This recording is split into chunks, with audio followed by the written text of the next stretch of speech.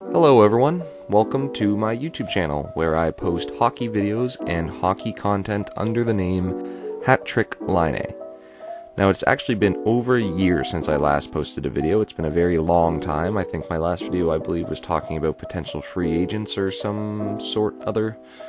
Anyways, there's been a lot of content and a lot of things to happen in the last year that I could have made a video on, whether it's about rising stars, faltering stars, big trades, teams doing good out of nowhere, trade deadline stuff, the lockdown with coronavirus, coming back and doing playoffs, the finals, two Sunbelt teams playing for the Stanley Cup against each other. There has been a lot of things to happen in the last year since I made a YouTube video. But a couple days ago, something, piqued my interest to the point where I said I need to make a YouTube video about this. And this is obviously the fact that TSN's trade board involved two big Winnipeg Jets, which are obviously my favorite team. And those names on that trade board were Patrik Laine and Nikolai Ehlers. This video is mainly centered around Patrik Laine, but I'm going to give Nikolai Ehlers his due credit as well, so let's talk about him a little bit first. So Nikolai Ehlers was drafted 9th overall in 2014 by the Winnipeg Jets in the first round, and at the time he was drafted I couldn't have been more happy because Nikolai Ehlers, or Fly as our Jets fans call him, was a Halifax Moosehead before he got drafted. He played for the Mooseheads in the QMJHL for a full season. He had 104 points in 63 games and was one of my favorite players because I live in Halifax, so he was playing for my hometown QMJHL team, gets drafted 9th overall. I couldn't have been more happy. Comes to the Jets, has a 38-point rookie year, 64 points the next year with 25 goals in 82 games. And this year, obviously he had a down year in 2018-2019, 37 points. But this year, he was on pace to rather tie or break his record for best year, which was in 17 with 64 points. This year he had 58 points in 71 games. It was really fun to watch Fly play this year, wherever he was in the lineup. Obviously the Jets struggle to find a good norm with their top two lines, whether it's Laine on the first line or on the second line, or where does Connor play, or is Wheeler at center and whatnot. But Nikolai Ehlers was a lot of fun to watch this year. And in the play-in round was, out of the star 5 forwards that we have, which are Blake Wheeler, Patrik Laine, Mark Scheifele, Kyle Connor, and Nikolai Ehlers. Nikolai Ehlers was really the only one to show up, because Laine and Scheifele were hurt, obviously, dealt brutal injuries. Wheeler did not show up, and Kyle Connor did not show up in a facet where it was enough to contribute in that series. So the fact that Nikolai Ehlers put up 2 goals in the 4 games, it's nothing crazy, but he had 0 goals in the previous 21 playoff games of his career, so it was something. It was nice to see him get those, and then he scored late in Game 2, I believe, and then scored early into Game 3, so it was, I couldn't have been more happy. Obviously, that series did not go the way anyone intended, but it's something that you just got to deal with. And I think Nikolai Ehlers trading him would be the absolute wrong move. He's making $6 million for the next 5 or 6 years, I believe. And I think that's a fine contract. I think Nikolai Ehlers gets paid enough for what he does. I don't think it's an overpayment. I really want this guy to continue to play for the Winnipeg Jets up until his contract ends, and beyond that he is a UFA at the end of it in 2025. But I think Nikolai Ehlers is a superb player, and I don't want him playing anywhere other than Winnipeg. So that brings us to the subject of our video, and that is Patrik Laine. So let's paint a picture here. 2016 draft lottery. The 6th overall selection belongs to the Winnipeg Jets, but when it comes up, it is a different team. That is because Winnipeg has moved up to the number 2 spot. I was really hoping for number 1, obviously, at the time, but I mean, just to move up at all, you'll take that in any capacity.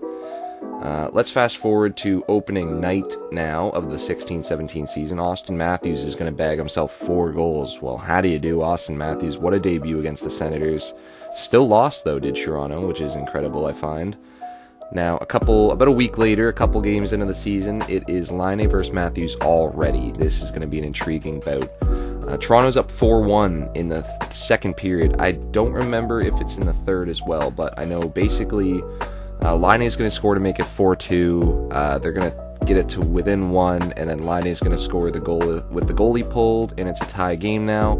Overtime, Matthews gets a breakaway, stopped by Michael Hutchinson. I don't know if you can believe it or not, but then back the other way, here comes Patrik Laine and Nikolai Ehlers. Funny enough, the two guys on the trade board.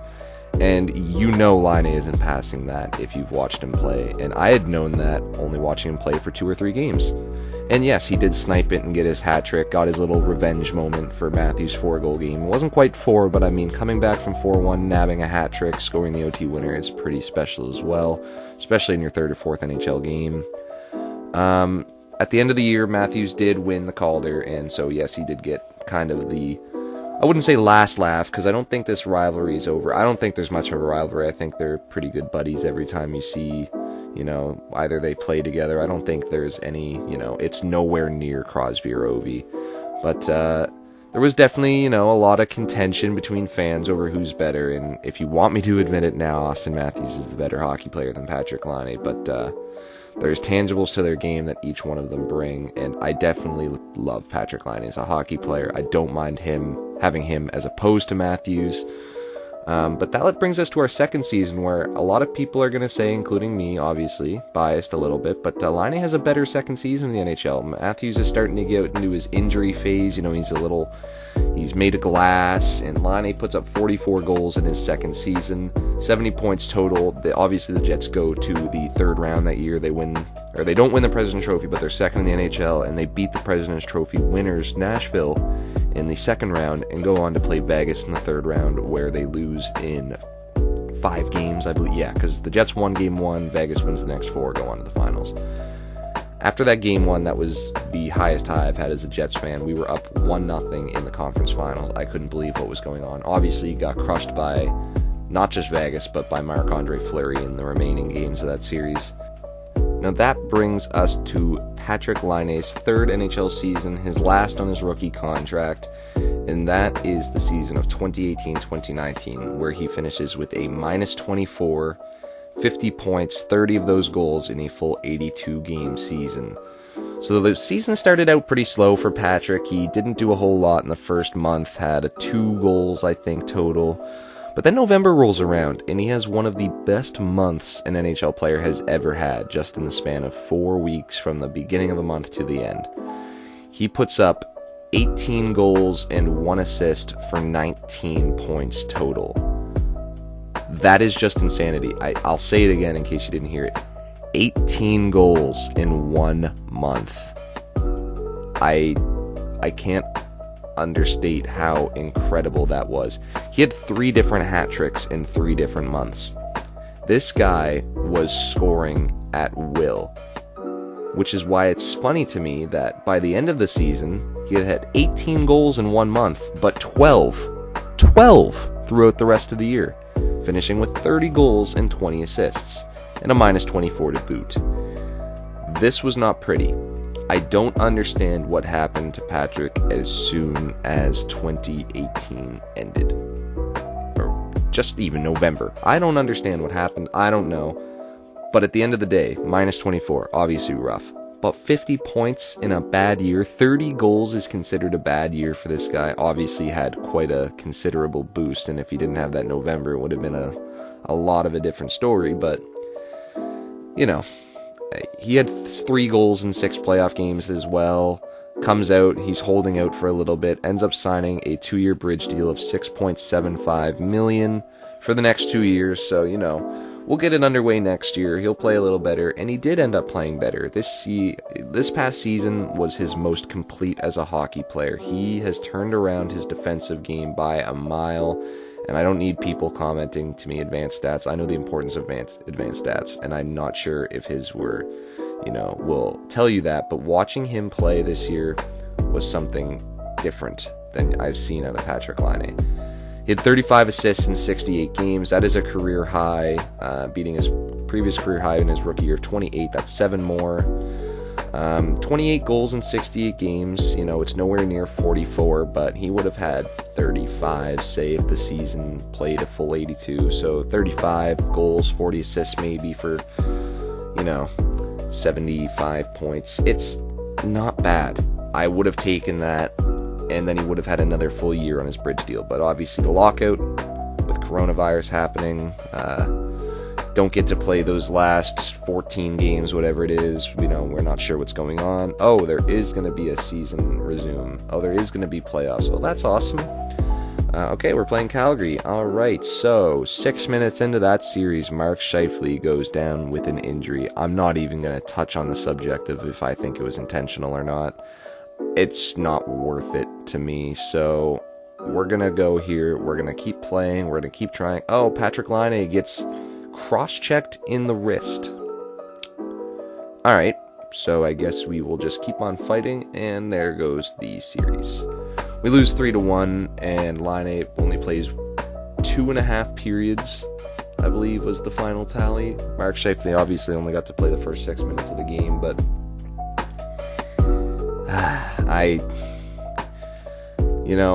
Patrik Laine said that he wasn't going to be in shape, that he didn't think he was going to be playoff ready by the time this whole thing started, and he was wrong. He looked good out there in the little bit that he played, but it was a very small sample size, and I do feel really bad for Patrik in this situation because he did just have one of his best seasons as a pro, and he did complete his game a little bit more, and he played with that, responsibility of an NHL player.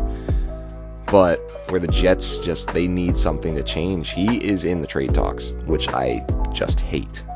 Patrik Laine is a player we want on this hockey team. If we are hunting for a second-line center, it's someone to center Patrik Laine and Nikolai Ehlers.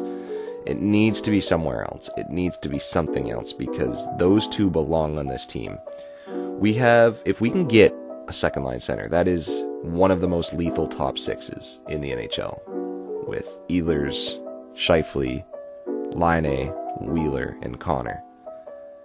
But I just don't think the answer is in trading Patrik Laine or Nikolai Ehlers.